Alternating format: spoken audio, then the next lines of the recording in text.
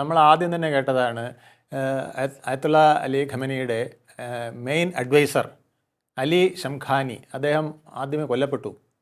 Ali Shamkhani കൊല്ലപ്പെട്ടാൽ ഏതാണ്ട് പ്രധാനപ്പെട്ട ഒരു ബ്രെയിൻ അവിടെ നശിച്ചു എന്നാണ് എല്ലാവരും വിശ്വസിച്ചത്. പക്ഷേ ഇപ്പോൾ അറിയുന്നത് അദ്ദേഹം ജീവനോടെ ഇരിക്കുന്നു എന്നുള്ളതാണ്.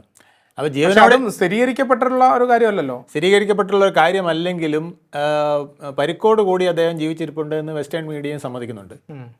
പക്ഷേ ഇന്നലെ ഇറാനിയൻ ടെലിവിഷൻ ഇദ്ദേഹത്തിൻ്റെ ഒരു ഇൻ്റർവ്യൂ പുറത്തു വിട്ടെന്നാണ് പറയുന്നത്. ആ ഇൻ്റർവ്യൂവിൽ അദ്ദേഹം ഒരു വാക്കിംഗ് സ്റ്റിക്ക് പിടിച്ചിട്ടുണ്ട്.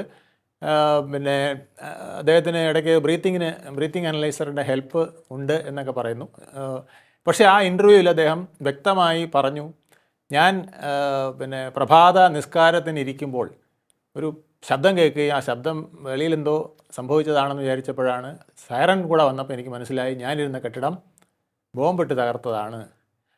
പക്ഷേ എന്നിട്ട് പോലും ഞാൻ ആ തകർന്ന കെട്ടിടത്തിലിരുന്ന് പ്രഭാത നിസ്കാരം പൂർത്തിയാക്കിയിട്ടേ ഞാൻ എണീറ്റ് വന്നുള്ളൂ എന്ന് വളരെ വൈകാരികമായിട്ട് ആ ഇൻ്റർവ്യൂവിൽ പറയുന്നു എന്നാണ് പറയുന്നത്. അതുപോലെ തന്നെ അദ്ദേഹം പറയുന്നുണ്ട്, എന്നെ ഇങ്ങനെ ആക്രമിച്ചതിൻ്റെ ലക്ഷ്യം എന്താണെന്ന് എനിക്കറിയാം, പക്ഷേ അത് ഞാനിപ്പോൾ പുറത്തു വിടില്ല, ഒരുപാട് കാര്യങ്ങൾ പറയാനുണ്ട് എന്ന് പറഞ്ഞാണ് അദ്ദേഹം നിർത്തിയിരിക്കുന്നത്. അപ്പോൾ ഇറാൻ ജനതയെ ഏതെല്ലാം വിധത്തിൽ വൈകാരികമായും ദേശബോധം കൊണ്ടും വളർത്താൻ കഴിയുമോ അതെല്ലാം അവർ നിലനിർത്താനാണ് ഇറാൻ ശ്രമിച്ചുകൊണ്ടിരിക്കുന്നത്.